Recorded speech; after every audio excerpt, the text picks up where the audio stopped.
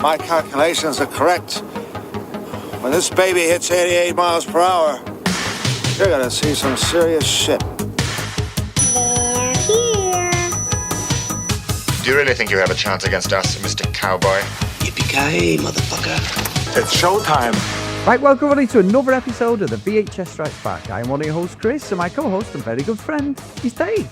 Hey there, Chris, and hello to our listeners out there. Welcome to the VHS Strikes Back, the show where we dust off the old video player and go on a nostalgic journey to look at the good and the bad movies of yesteryear.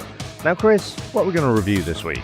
Well, Dave, our great friend and OG, Mr. Tony Farina, has picked a movie, Dave, from 1984. It stars Clarence William III, Olga Carlotos, Morris Day, Apollonia Cotero, and Mr. Prince Nelson Rogers, Dave. So we are going to be reviewing Purple Rain, my friend, the romantic rock musical drama film directed by Albert Magnoli. Not that I'm reading that, Dave, but anyway, have you seen this before we reviewed it this week, Dave? So, no, I can't. The only reason I knew this existed is because when you watch the music video for Purple Rain, it looks like it's from a movie.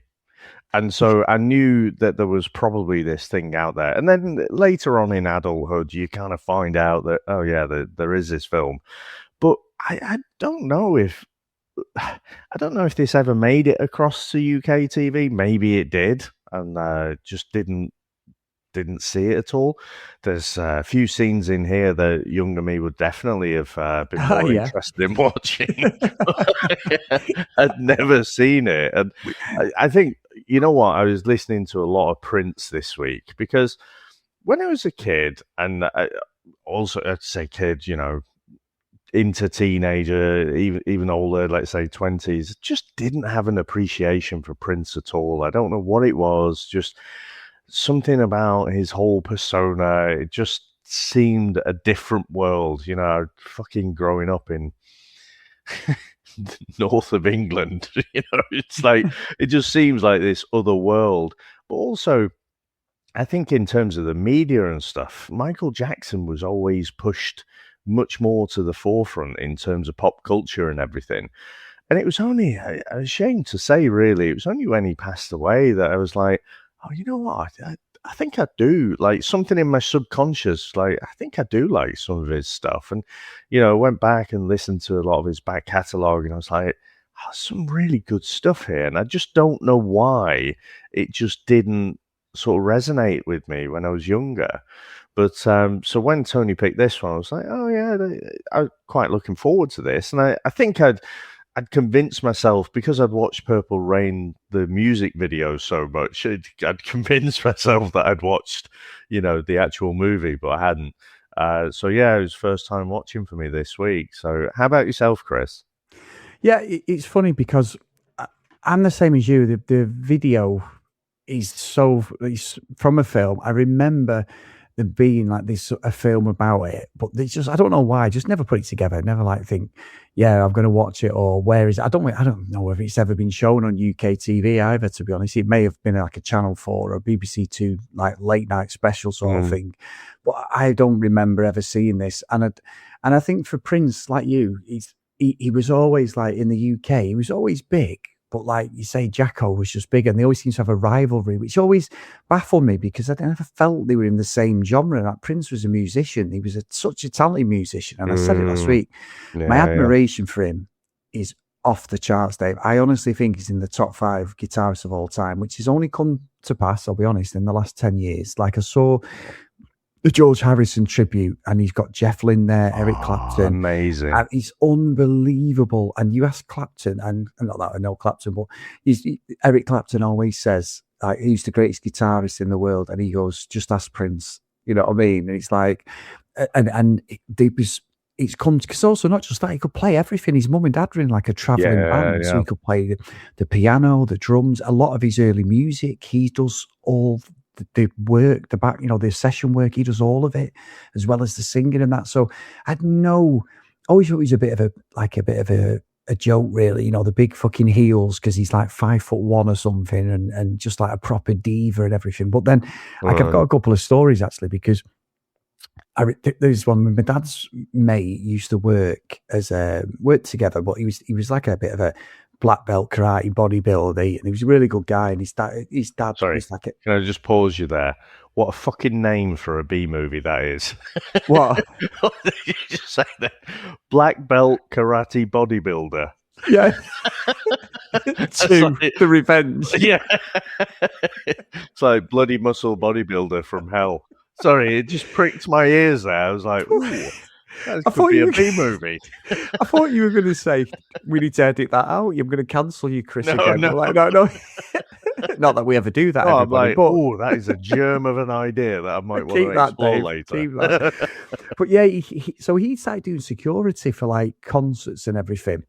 And I remember him saying he was doing a Prince concert. Unfortunately, he was at Main Road, Man City's old ground. And he said there was like a sound check on and everything, and they were doing like different things and that, and it was like a massive sellout. So it would have been like mid 80s, 87, maybe something like that. He said, and as like they were doing this sound check, he said, I'm about 100 feet away from the stage, so you can't see a lot, but you can see there's someone up there. And he said, I thought there was a child on stage, like one of the musicians' child or even Prince's child, right? And it was Prince playing the guitar. But what he said is, because he has them heels on, he only hit the fucking deck. And he said he hit the deck. He said, like, absolutely face planted, because he tripped over his fucking heels. He said, next minute, you've got all these big burly security guards running on, picking him up. They ushered him off the stage. There was rumours the concert was going to get booted, like cancelled and everything locally. It was on the radio saying Prince had an accident and all this. But yeah, I just remember knowing the stories, and he said, I was stood there when he fucking did it. You know what I mean? It's just like just a weird... And it's not like a funny story. It's just one of them stories that I've always remembered as a kid, because he come and told us, it's saying like, you won't believe this about Prince, because he was this mega star, you know what I mean? But I also remember going in 1987, just a random Prince story, Dave, to the song come out he did with Sheena Easton, You've Got the Look, right? And it's where that was great. I become more aware of the stuff, because I love like his stuff he did for like the MTV era, like Cream, Get On Top and all that, Get Off and stuff, because we were always on MTV. The two songs, absolutely iconic for me. Cream especially. I always talk about the live performance he does. I said last week, he had everyone eating out of the pound. He sounded so good. But I never forget going to Cholton, Cholton Comadi, you live there, Dave, you know it well, horse and jockey and that, and going to Cholton Comadi, and there was a Woolworths in the middle of Cholton. And we walked up from our house, and my old man, as much as he's a cock, he had good taste in a lot of good music and that. And my mum had us a lot tracking us. My dad could have gone himself, but he sends my mum with about 15 kids, because there's loads of us, in a pram and trolley. And we're all walking up to Cholton to buy You've Got the Look by fucking Prince and Sheena Easton. And then he proceeded to play the album for fucking, I don't know about the next 6 hours. But yeah, I think Prince has always been someone that musically has been appreciated in my family from probably the mid-80s properly, but never seen this, which I find bizarre. But Purple Rain has always been one of my favourite tunes. I love the solo, and I love watching people cover it as well. Like if you look on TikTok or YouTube, I have the song in like a bit of a round robin, like you have, musical stuff. So it's not played every day, but it's certainly a song that I never skip. I just think musically, it's just like a masterpiece of a song. And also he won. He beat George Harrison, because Let It Be was the youngest person ever to get an Academy Award for a song, because Let It Be was the last one. George Harrison was 27 and he was 26, Prince, Dave. And after he won it, he was the last person to win it, because they cancelled that award in the Academy Awards. So yeah, he got a lot of awards for this movie as well, and the songs. So Purple Rain's just synonymous with everything, I think. Yeah, and I remember, because my dad was my kind of musical mentor. He's probably responsible for me being so into music, later in my life. But I remember I probably said something offhand about Prince, and again, for me, there was just something that repelled me. And you mentioned about Cream. I don't know. For me, that sort of, it was like, oh, look at me, I'm so funny. Like, I've got a song, and it's like Cream, but it's not really Cream, is it? Being funny. And it just, there was something that just irritated me about it. But I can't remember. I'd obviously said something to my dad, and he was like, oh, it's a great guitar player, though. Really, really good guitar player. And the thing is, I don't think at that point, probably I must have been, I don't know, whenever I feel like I was 10, the numbers might not stack up. I was definitely young. And I remember being like, no, because I was seeing Prince as the dancing around entertainer, not the guitar player, because I probably I hadn't heard or made the connection to Purple Rain at that point. And so, yeah, it's always stuck in my head. But it was only when I heard like Purple Rain and stuff and got to see a bit more of his stuff, I was like, oh no, he's really, really good. And the fact is that, like you say, he could just play fucking everything. And he wasn't just the musician as well. He's like the composer and like basically putting the producer, just putting everything together. And as a couple of old farts reminiscing about all this stuff, one of the other things that has hit me this week is just how young he was when he was doing all this stuff. It's bonkers. It sort of blows my mind, like how much he achieved so early on.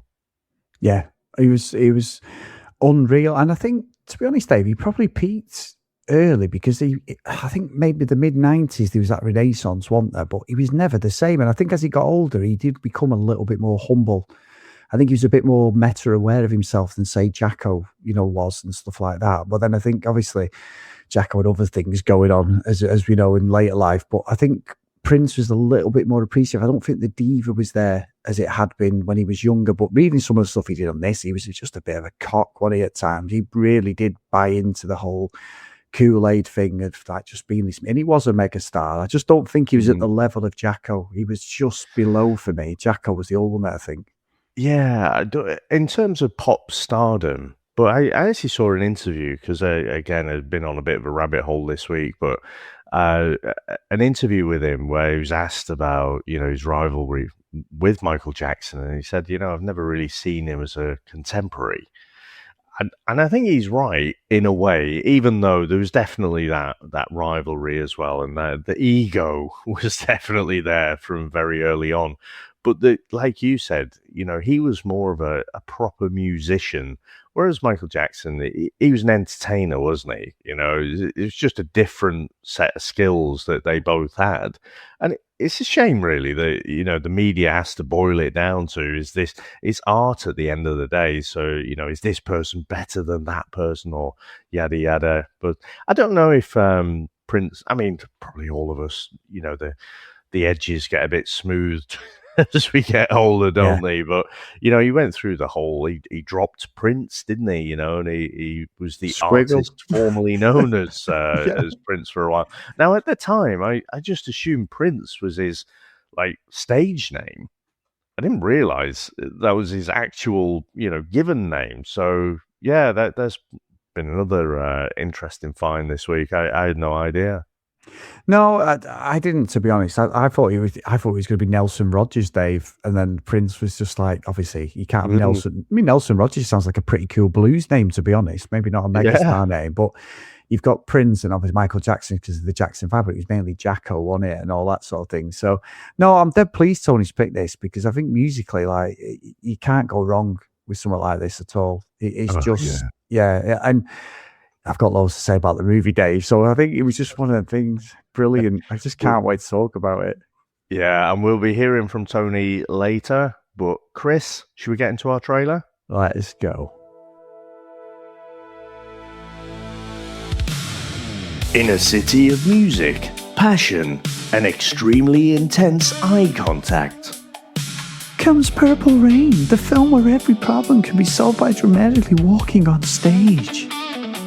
He's the kid, a musician with talent, ambition, and absolutely no interest in healthy communication. Why talk about your feelings when you can perform a 7-minute song instead? Dave, this is supposed to be Jacko, but I don't think it sounds like him. By night, he rules the stage. By day, he brews a lot. Love will test him.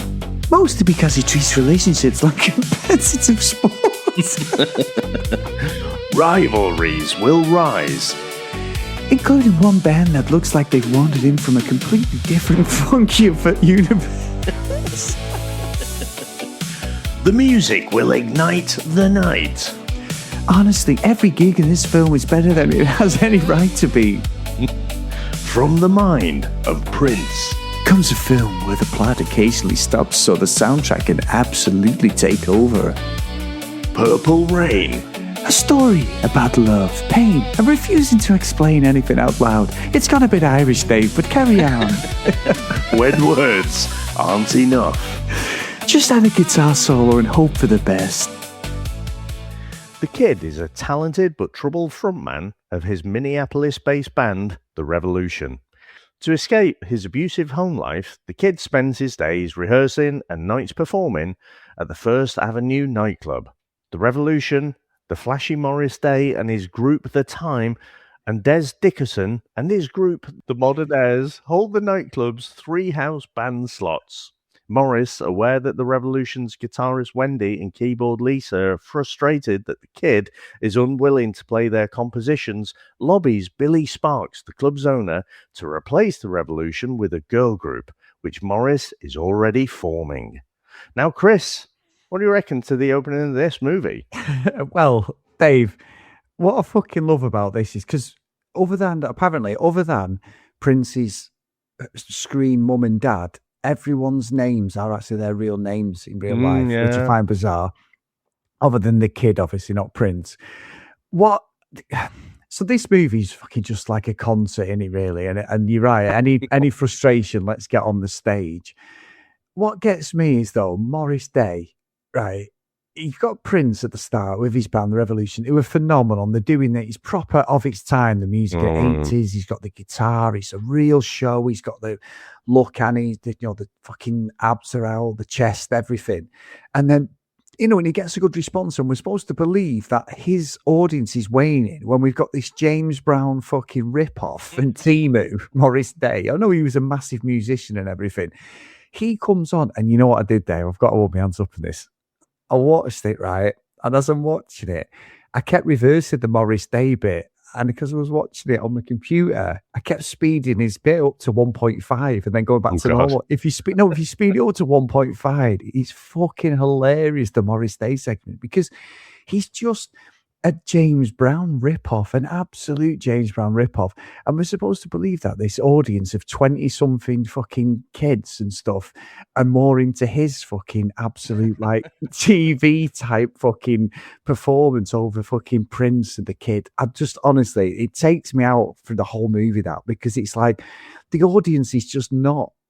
It should be like middle-aged audience, love him and everything. Who've been with him since he was younger. But you've got this absolute Timu fucking James Brown coming on doing the same skit, and we're supposed to believe that the Kid is not as popular, or he should be more popular. That is just completely off the charts. However, it's just ridiculous, this movie. Absolutely ridiculous. I don't hate it at all. I don't. And I'm laughing to myself thinking, it's Tony trying to stitch us up here. But Prince, like, his acting's fucking rubbish at times in this day. His acting is terrible. But yeah, Morris is just a great character. He's just like a cartoon baddie more than anything. But then bits, like I say, I watched him at full speed, and then I was like, hang on, because you've got the dancers and everything. I was like, let me just rewound it on my computer and then fast forwarded it, and it's fucking hilarious. This is like a Benny Hill skit. Honestly, I had so much fun watching this movie. It was fucking ridiculous. Yeah, I mean, first of all, I mean, this isn't a good movie. No, that's the first thing I'd say. But I did kind of enjoy it. I mean, and I can absolutely see, especially, I think if you're a fan of Prince's music, you're going to enjoy this movie. Yeah, full 100%. Regardless of what happens, the scenes in between the music, it doesn't really matter. It's like the talking between the sex scenes in a porno. That's essentially what it is, because it's a bit of a nonsense story, isn't it? Completely agree about the Morris Day stuff. Doesn't make sense for us looking back at it now, but I'm trying to get in the headspace of, Prince had some success. He had like 1999 and stuff, hadn't he, before this came out? And this movie was just intended to to kind of showcase Prince. And they've made some interesting choices. You know, he's not shy about using his fists with women. Yeah, that's which is a choice later on. But essentially, it's this self-indulgent look at me. You know, it's not that he's trying to put himself out there as being perfect, but this is his kind of flawed character. But you know, this is Prince, and so it's supposed to propel him there. And I think what the Morris Day rivalry was supposed to be, he's supposed to be a traditional music sort of scene. Whereas, like I say, this is 1984. If you think about Prince stuff, it was that blend of kind of funk. You've got a bit of gospel in there. I mean, what a way to start the movie as well with Let's Go Crazy, because you've got that whole gospel kind of intro and everything, and then it just goes into this fucking great tune.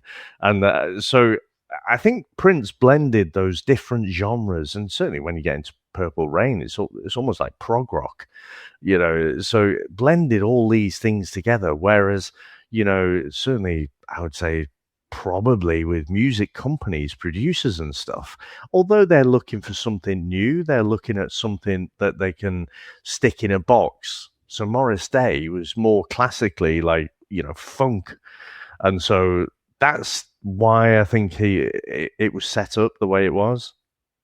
Yeah, I think you're right. I think it's like a passing of a torch in some respects, isn't it? But I mean, Morris Day is an absolute wanker in the movie as well, and he's absolutely he's a brilliant baddie though, isn't he? Oh, he's great. I mean, real shitbag. Even like his fucking Jerome is fucking right man brilliant. there, chucking fucking hooker in the bin. Like, he's literally in the bin. Well, I think I saw that they proper like re-reviewed this and slated it because it is misogynistic. Like the fucking women are treated appalling in this movie. But I love the fact in this, Dave, that there's a bit where Morris is doing his skit at the start, and that Jerome just comes on and they start fucking like doing like a bit of a comedy thing, dancing. It was proper like Kid and Play, because I used to love that. I should do that at some point, house party. And they are doing it with the proper like long suits on and everything. But it's fucking Prince's bike that gets me. It's like a fucking kid's bike because he's 5 foot. It's like he's driving one of them fucking like Tonka toys or one of them. When you're a kid, he's going like Toy and Hobby or something. You see like a 3/4 size bike. And then it's obviously him riding it at points. But throughout the movie, it's just like his bike says he's even got a lock, Dave. You know, when he's proper like conscious in New York and everything, he's proper conscious of it. But the stuff with Apollonia, right? Now, Apollonia is stunning, Dave. I'll be honest, like it's the Chris Phelps DNA. No arguments here. Yeah, absolutely stunning. Apparently, she was told not to say she was married because they tried to play it like she was actually in a relationship with Prince, but she was actually married. But what gets me is she goes to the club, she goes in, says she wants to be a dancer. The blonde girl's like, give us your name. I haven't got a phone number. Right. She ends up with a wad of cash. She runs from a taxi driver. There's no context why she's running from this taxi driver. She's got a wad of cash. Why she didn't pay the taxi driver, I do not know. It was $40 and she fucking does a runner and somehow he can't catch her in heels or anything, the taxi driver. She ends up in a shithole apartment. She goes to see Prince, the club. Prince sort of sees her, likes her, then disappears. But then the next scene, there is no context. They're having a fucking bit by a lake. She's got a fucking top out. I mean, I'm not complaining there. There's nakedness and that, but it's a bit raunchy. I mean, Prince's hand was a bit fucking raunchy in the first sex scene, but I was like, let's not scooch on past that too quickly. Because I don't think I have seen anything quite so close to actual, actual sex and stuff as that sex scene. Yeah, 100%. Because normally the camera is very tactically positioned, so you get people frolicking around and stuff, but everything's covered. He had proper wandering hands there. I was having a good feel. Well, I was thinking, 100. I know she was secretly married. There is not a chance in hell that these weren't fucking off screen. Yeah, I agree. It was just bizarre, absolutely bizarre. Because I kept watching, going, "No, that was rewinding it, Dave." I kept putting it back. Look at that! It's a 30-second clip. It took about 10 minutes to watch it, Dave. But with the door shut, yeah. No, but it is. It's really like it's almost uncomfortable, if that makes sense. I don't know about you. It's almost like, yeah, we get it. If that makes sense, we get it. But I felt he went on too long, and maybe that's because he wasn't really an actor, and it was just sort of like, right, this is what we're going to do. And plus, he wrote the whole thing, did he? And wanted to direct it and do it. I know he didn't direct it in the end, but he did want to do it. So I think maybe it was that. But yeah, you're right. It isn't something we should skate over, because it got to the point where I was like, oh, he's having a proper fucking grope here. This isn't just acting. This is like, he's like, well, you know what I mean? I'll you know, it is acting, but it isn't. So yeah, that's a weird scene. That, but there's no context to it. There's just, she ends up on the back of his bike. She's got a full leather outfit on.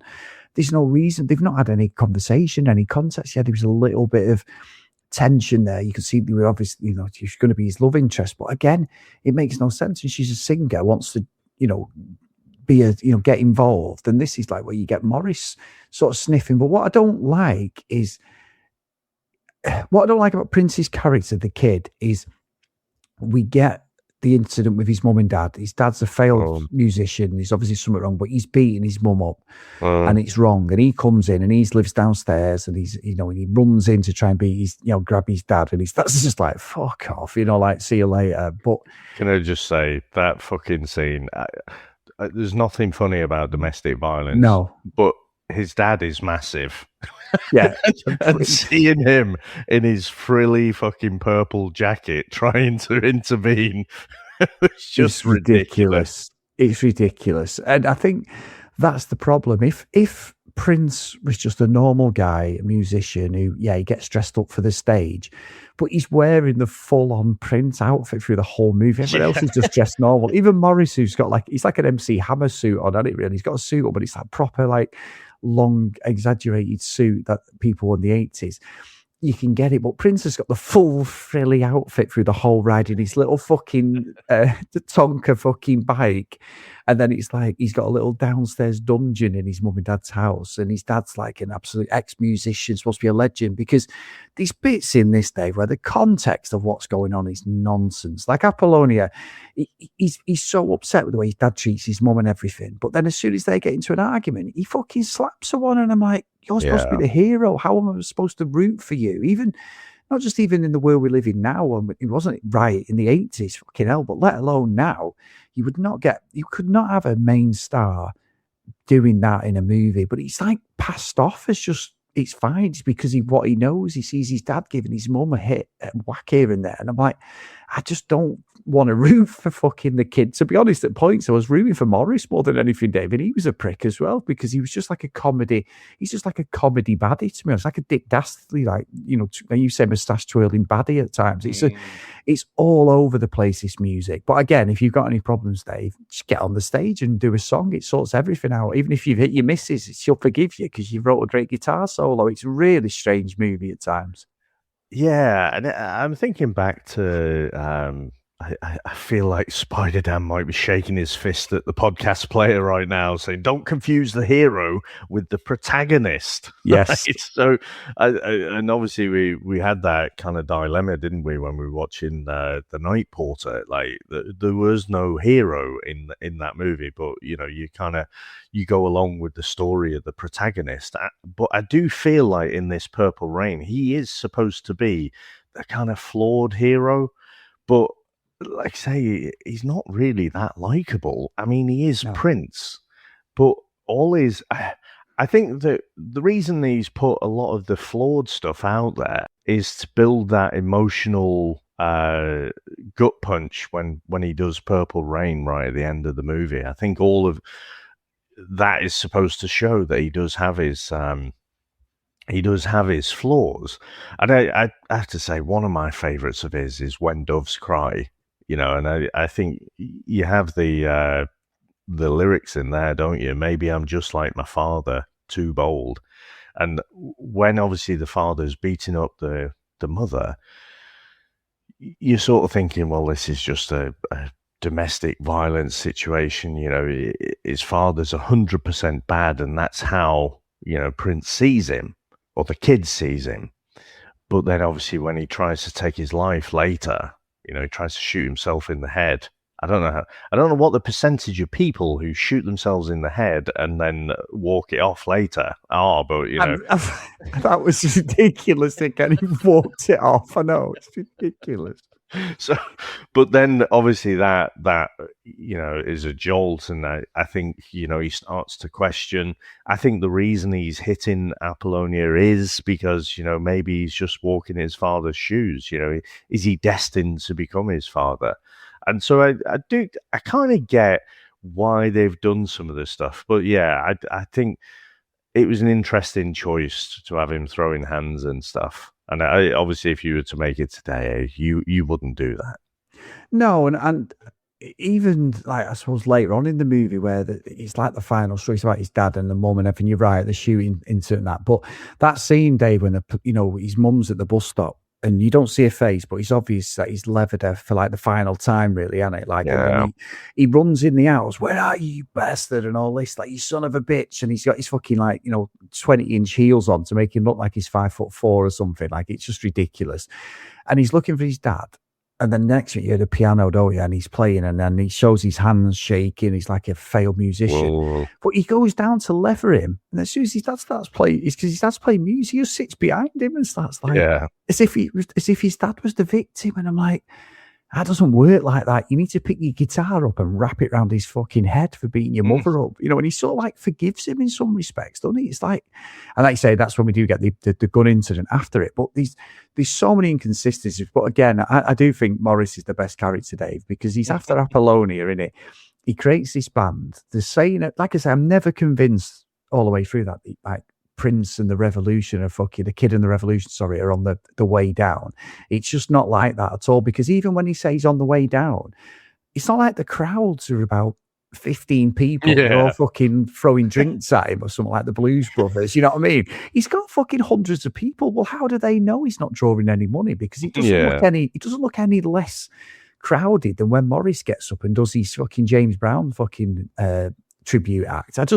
I honestly just find that's so inconsistent. It's like people have had enough, and they keep saying it's like people just not relating to your music. But why show the crowd so into his music then? If they're not relating to it, they'd be leaving, wouldn't they, or booing him or doing something? It's just that is so inconsistent, and that was like an ego thing, I think, for Prince. Even though he's playing this Morris guy's like the headline act and everything, it's sort of like it doesn't show it on the screen enough for me to believe that that's what's going on. It just feels like it's a load of dialogue, but the actual context of what we're watching does not marry up to any of what we're actually being fed in the acting, I think. I wonder if it's so weird for us because we have played to crowds of one or two people. Yes, we have. Yes, we have, David. We have. And so it's like, you see, like every single scene, where there's a song playing or whatever, like you say, the crowd are really into it. It's like, fucking that is our best gig, So yeah, I agree. It doesn't quite stack up, does it? And also, are they playing like 7 nights a week?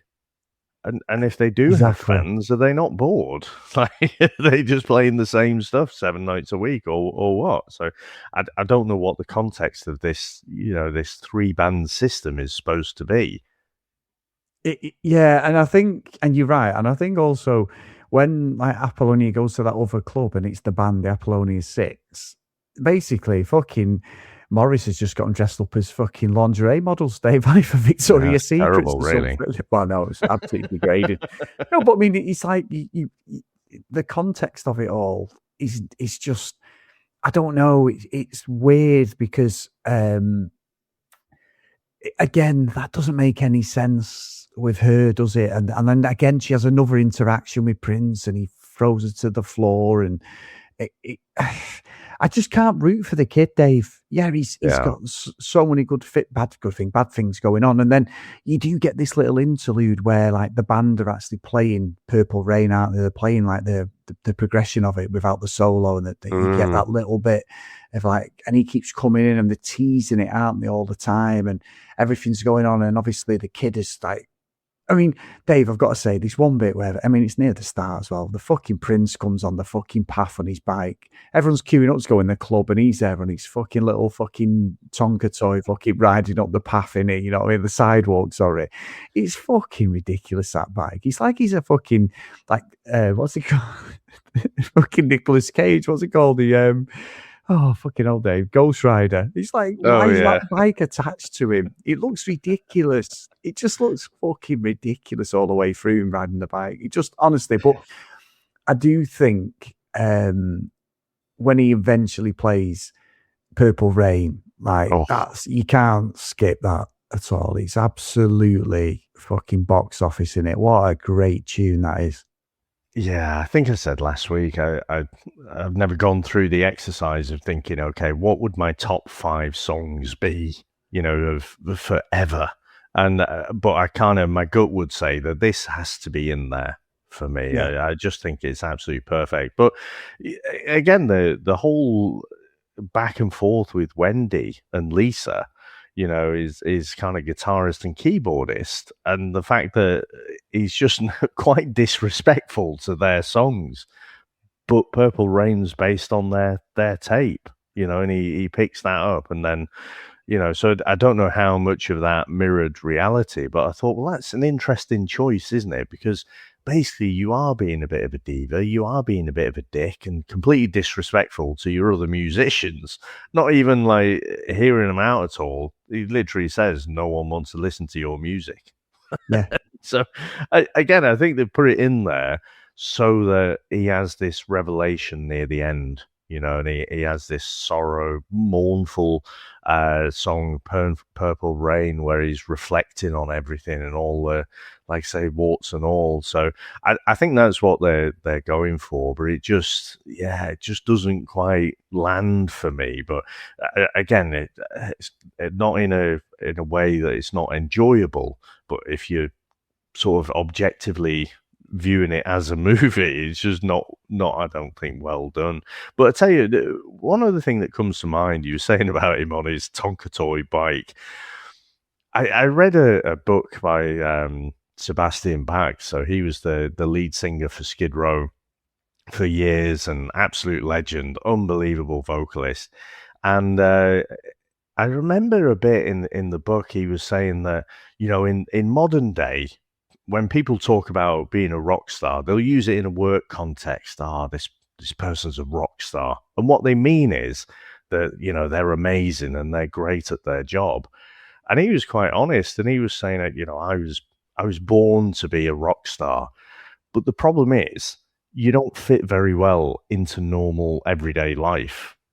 So, you know, I come alive at, you know, about 9 o'clock and I'm ready to go. And you know, by the time the gig's finished, I'm so wired and everything. But, you know, when the wife's trying to get you up to do the shopping or something in the morning, I'm not good for anything.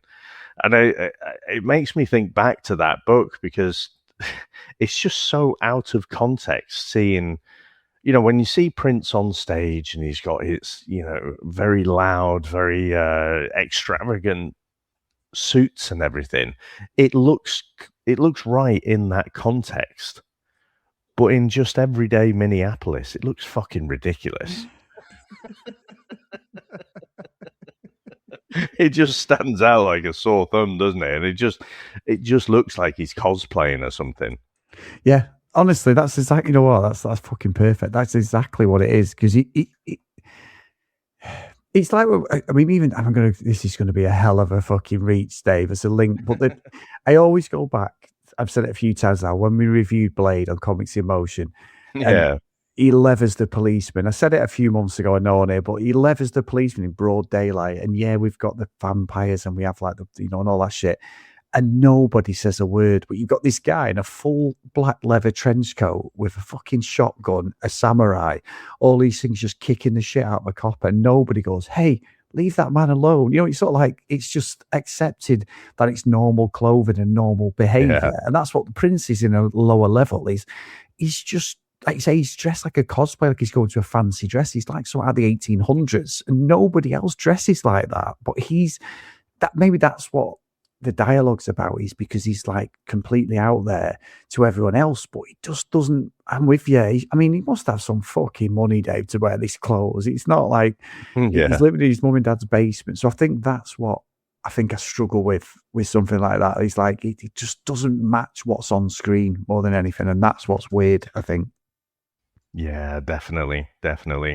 Well, Chris, should we get into our final review? Let's go.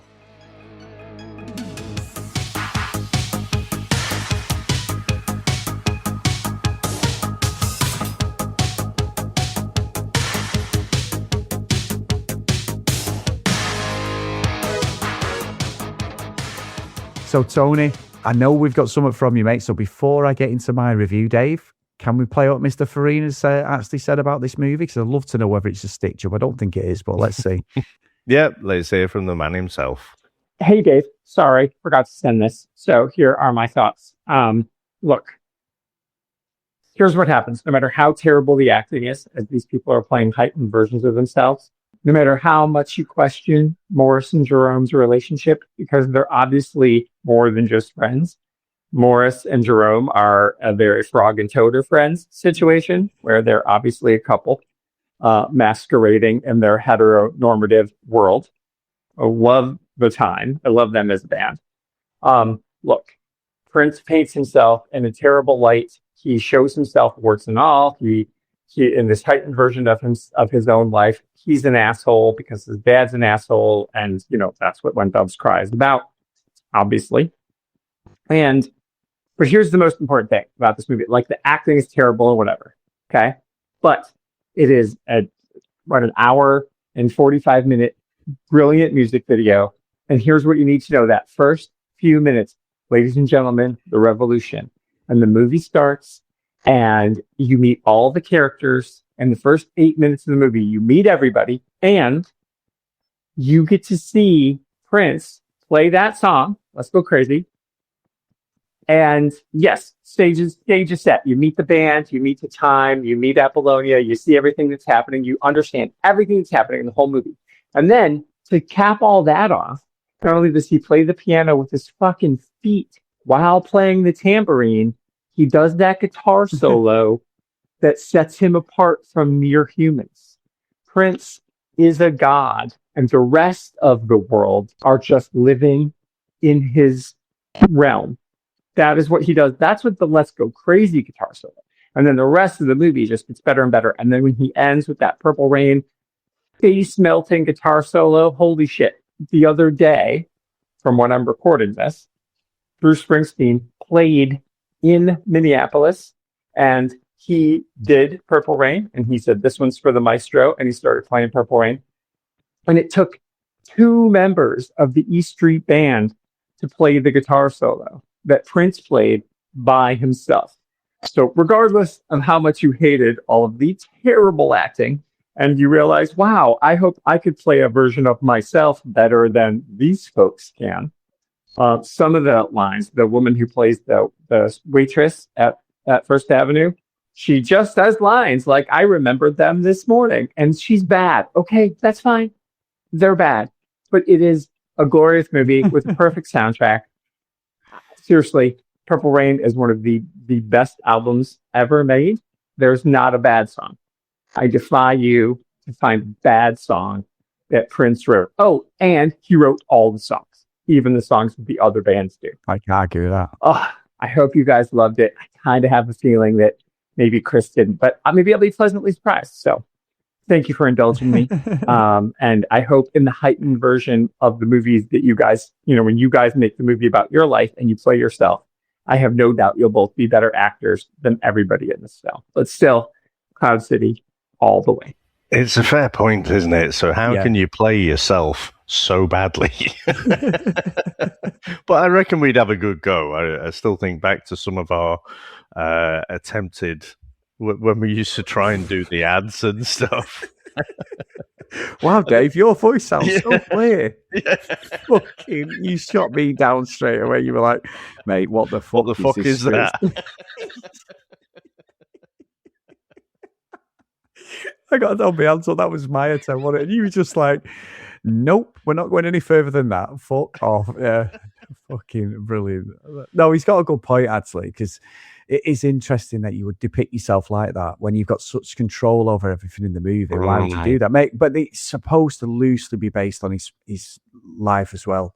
Growing up as a young musician in a musical family that travelled. They travelled all over America, his family, didn't they? That's what he was in. That's the whole, like, where Prince originated, learning all the instruments and that. But no, thank you, Tony. Absolute star, man, mate. As always, thank you for that. And I wasn't too bad on it, Dave, because of course gave you my review score. So it's a terrible movie. Prince is just all over the place. The fact that Apollonie is absolutely a 10 out of 10 days. She's stunning. But that weird sex scene where he's having a proper feel and not feeling where we normally see in movies, Dave. He's going down south, shall we say. That is very bizarre. Searching for the little man in the boat, isn't he? Fucking telling you. You know what, though, to be fair, I bet he had a fucking 10-inch cock, Dave, as well. Fucker. You know what I mean? Maybe that's why he was so small. But he probably tipped over. That's why he had to wear heels when he got a fucking lob on. But anyway, he definitely enjoyed himself. I believe there's a proper X-rated version which has never seen the light of day of the whole movie and the sex scene and everything. It's just, the music's fantastic. It really is, but the fucking movie's terrible. Morris is the star for me. And like I say, if you do watch it on a PC, wherever you watch it online, there is, a lot of them you can speed up and that. And it isn't speed up to get through it. I watched it at normal speed, but there's a couple of bits. I thought, let me just rewind that a bit. And honestly, it's hilarious watching him dance. He's so good with Jerome, Dave. Like, it's proper kid and play stuff. Really, really enjoyed that. So I think, for me, I don't think I'm going to watch it again, Dave. Tony's right, but the music saves it from putting it at the bottom. So I'm going to put it at the top of Elm Street, I think. It's a good movie, but yeah, I don't think I'm going to watch it again. But I'm glad I can tick it off the box now, finally. Yeah, so I saw, just coincidentally, like I'll tend to default to Amazon Prime, so I'll have a look and see, if it's on sale or something. And this was up for like £4. So even though I hadn't watched it, like, fuck it, just £4, it's worth a punt. I will definitely watch this again. I think the fact that it is, as Tony said there, it's a music video with some bits of dialogue in between. I think objectively, it's a pretty terrible movie. The dialogue is ridiculous. The acting's terrible. The pacing is off, but it's sprinkled with these amazing tracks. And I do think that, I'm not going to say it's so bad it's good, but it's the fact that the acting's so bad. It does, for me, it's kind of charming as well. And again, just seeing Prince out of context off the stage, but still in all his stage gear, that for me is entertaining. Even if I don't think it's good. So I'm going to put it a bit higher. I'm going to put it in Hill Valley.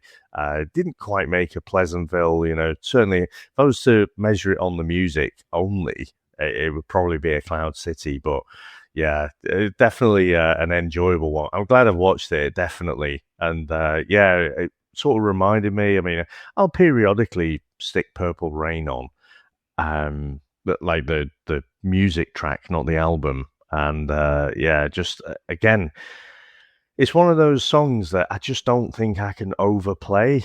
And every time it just absolutely gets you. It's the way it starts off and when it gets to the face melting solo at the end as well. It's just an amazing, flawless track. And so, yeah, great pick, Tony. No, honestly, great pick. And next week, Dave, is a classic, and a classic that I've got to hold my hands up and say I'd never watched all the way through, but by God, is it on YouTube Shorts and TikTok and some of the iconic scenes. So I thought I'd watch this. I haven't. So it is Graham's pick, Dave, for our latest and newest Patreon. So thanks to this, Graham. We're going back, Dave, to 2004. We're going back to a movie that is an absolute British cult classic. So it stars Paddy Considine, Dave, Toby Cabell, Gary Stretch, Neil Bell. We are going to be reviewing, Dave, Dead Man's Shoes. So let's get into the trailer. People who commit evils in God's eyes are not beyond redemption. Yeah, not seen this. Of it, mate, to No. sort some business out. I don't want to go, Richard. You don't have to. You can tell that accent, Dave. It's like a Stoke Nottingham accent. What did you do? The way we flag some Stoke. Derbyshire. It's a bit further east than Stoke. Yeah, it's in between both, isn't it? Yeah. See you in a bit. You know, I know it says in Andy's the brother, isn't it? genre, it's like It's Anthony's brother. You know, the lads had this ridiculous idea. action horror, and I was like, Yeah. Make me horror, very and then nervous. you realise You why. should be. If I were you, Certainly looking at the trailer. come on, get out of here, man. Because I'll hit you all. I mean, you've just watched Paddy Considine. first. I watched that Mobland that's in now with Tom It's got to Hardy. get done. It's one with Pierce Brosnan right. stuff. And he's God been in will like forgive the them. Game of Thrones He'll spin-off, forgive on them the and allow them into set heaven. before it. House of the Dragon, yeah. House of yeah. Dragon, yeah.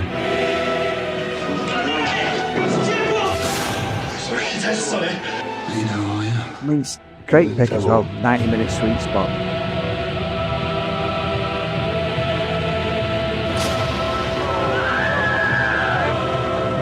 I'm looking forward to this one. Yeah. I think it's one of the movies, Dave. I'm glad Graham's picked it for next week because it's one of the movies you can just tick off the box and go, I've watched it. And I think that's the main thing because I honestly thought I'd seen it and I pretty much know I haven't. Yeah, so I'm really happy. I mean, 2004, we're pushing the boundaries here. So it's 2005, upper limit. I don't think we've gone as far as this before. I knew about this one, not at the time, but it was actually through House of the Dragon where he plays one of the main characters in there. And I was like, fucking hell, this guy's acting his arse off. But who is he? I'd never heard of Paddy Considine before.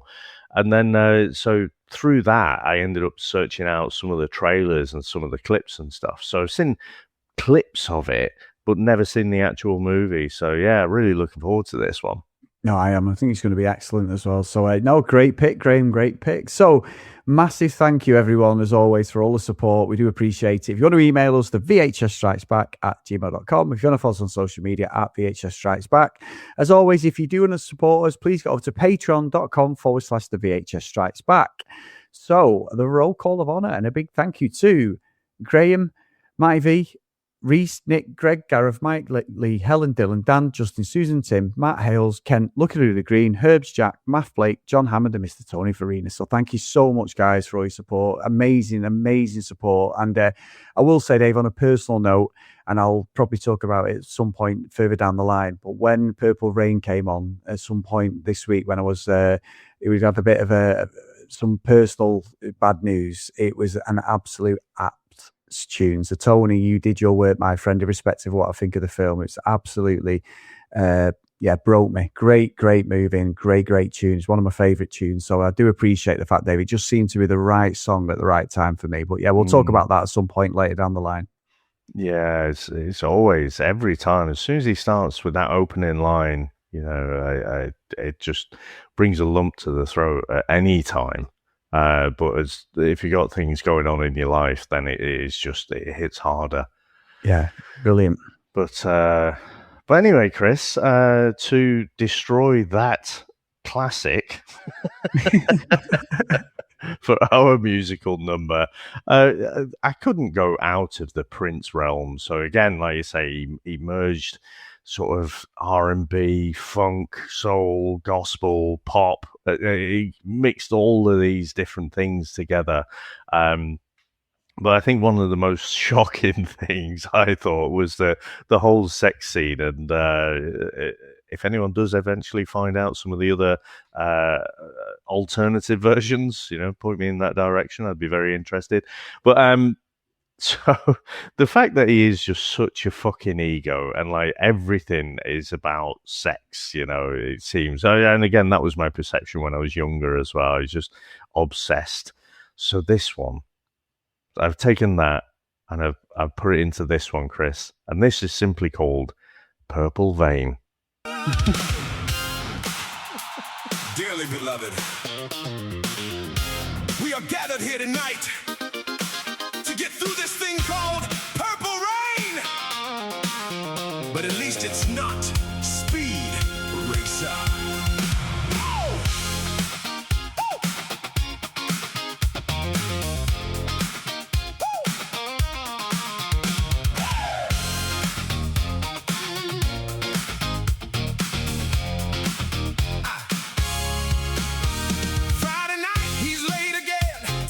It's definitely Morris's day.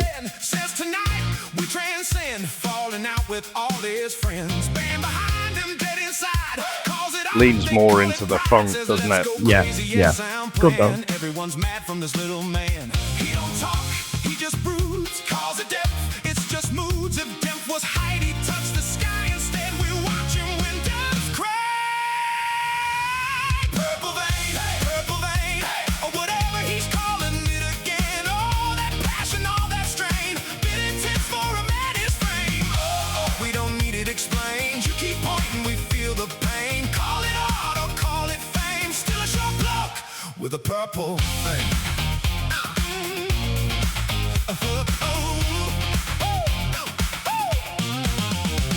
Girl walks in bright and new, don't know what she's walking into. Across the room, they're having fun. He takes it like a loaded gun. Let's go crazy. No thanks. Not tonight. You turned a party to a fight. Every smile's a personal slide. Everything's deep in his mind. Every look's a big offense. Every silence self-defense. Say one word just like a man. We cut this drama half the span. Purple vein. Every night the same campaign. Let's go crazy. Again, we're all stuck inside your brain. Oh, hear the doves all cry. Not from love, just passing by. Big ideas from a little guy. 5'0", shouting sky.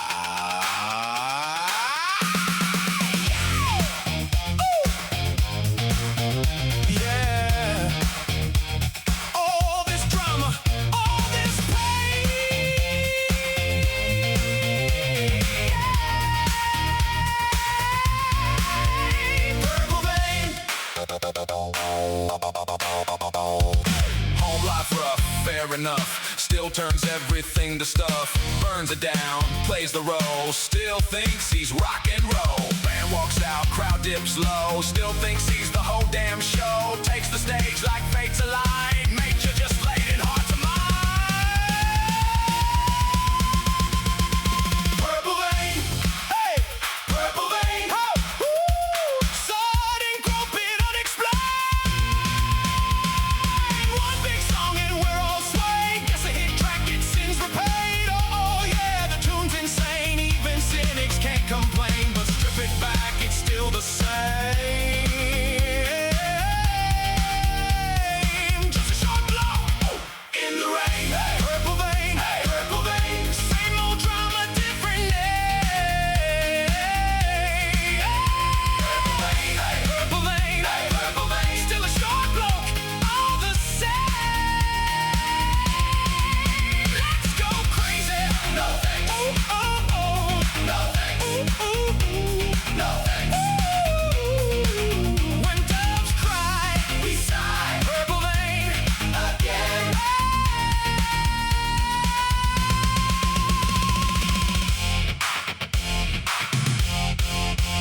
Purple vein.